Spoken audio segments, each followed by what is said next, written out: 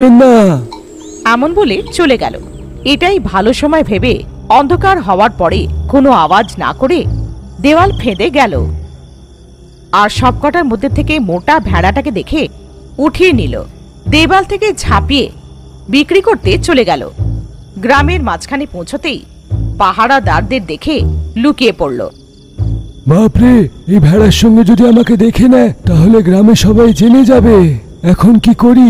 এমন ভেবে বাড়ি ফেরত এসে ভেড়াদেরকে খাটের তলায় লুকিয়ে দিয়ে নিজের বউকে সবকিছু জানালো।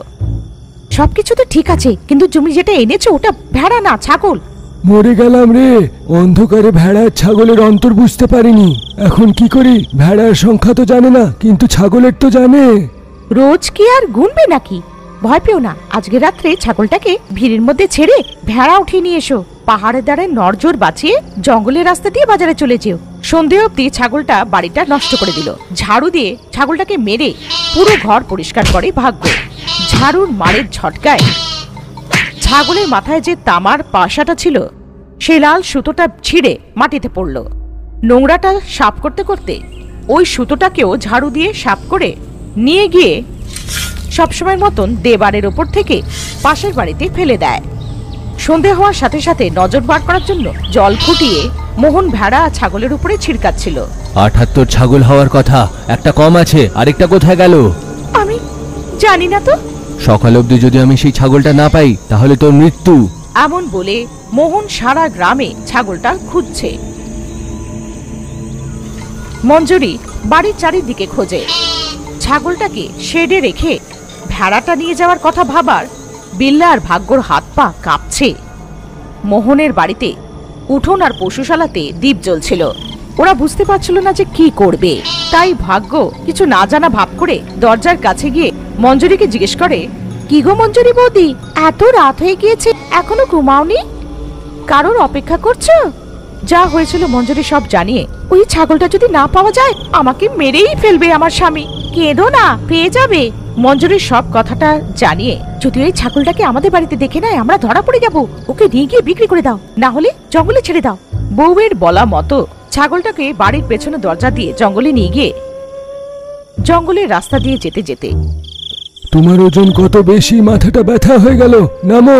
ও ছাগলটাকে নিচে নামায়, ওকে পায়ে হাঁটিয়ে নিয়ে গিয়ে জঙ্গলের রাস্তায় নিয়ে যায়। ওকে জঙ্গলের মধ্যখানে রেখে বাড়ি বাপস চলে গেল। সূর্যোদয় হওয়ার সাথে সাথে যেই সূর্যের কিরণগুলো ছাগলের উপরে পড়ল, ছাগলটা মেয়েতে বদলে গিয়ে কাঁদছিল। ওইদিকেই হাওয়াতে উঠতে থাকা লক্ষ্মী কান্নার আওয়াজটা শুনতে পেল। জঙ্গলে নেমে, কে তুমি মেয়ে? কেন কাঁদছো? এই জঙ্গলে কেন? আমার নাম লক্ষ্মী, আমার গ্রাম রামপুরে। আমি জানি না আমি এখানে কি করে আসলাম, আমাকে আমার বাড়িতে নিয়ে যাবে?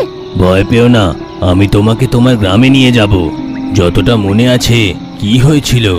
আমি অন্ধকারে একলা আমার বাড়িতে যাচ্ছিলাম, কোনো ভয়ানক পিশাচ আমাকে উঠিয়ে নিয়ে গেল, তারপরে আমি এখানে আছি।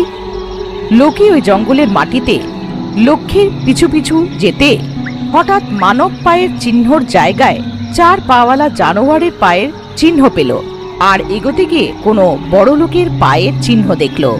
তার অনুসরণ করে গিয়ে গ্রামের শেষের দিকে বাড়ির পেছনের দরজার দিকে গেল। লক্ষ্মী সোজা বাড়ির ভেতরে গিয়ে জোর দিয়ে জিজ্ঞেস করাতে বিল্লা যা কিছু হয়েছিল সব বলল। দয়া করে ছেড়ে দাও, গ্রামের লোকেরা আমাকে চোর বলে ডাকা শুরু করবে, আমার সম্মান চলে যাবে। যদি তুমি চাও তোমার বিষয়ে আমি কাউকে না বলি, তাহলে এই মেয়েটাকে তোমার বাড়িতে লুকিয়ে রাখো যতক্ষণ আমি বলছি। মেয়ের ব্যাপারে কেউ যেন জানতে না পারে। লক্ষ্মী, 3 দিনে আমি তোমাকে তোমার গ্রামে নিয়ে যাব, সাবধানে থেকো। এমন করে পাশের বাড়িতে যাওয়ার চেষ্টা করে, কিন্তু বাড়ির চারিদিকে কোনো একটা শক্তি বাড়ির ভেতরে যাওয়াতে আটকাচ্ছিল লক্ষ্মীকে। ভূতাত্মার আশ্রয় পেয়ে থাকা বাড়িতে তুমি বা আমি যেতে পারবো না। ও, তো এই ঘরে রহস্য আছে।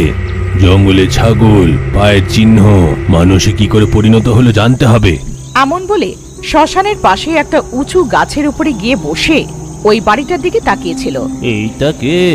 বাঁদরের মতন গাছে বসে আছে। বাঁদর কে রে? তুই একটা শুকনো গরিলার মতন। তার মানে তুমি আমাকে দেখতে পারো? আমার কাছে বেতাল শক্তি আছে, তোমার মতন পিশাচরা আমার কাছে আলু। বাপ রে বাপ, আমাকে কিছু করো না, আমাকে যা করতে বলবে তাই করব, কিছু চাই না। এটা বলে গাছের উপরে চড়ে থাকার কথা বলল। ও, তার জন্যে সেই ভুতুড়ে ঘর থেকে ক্ষুদ্র মন্ত্র শুনতে পেলেই একটা পিশাচ একটা মেয়েকে নিয়ে আসে।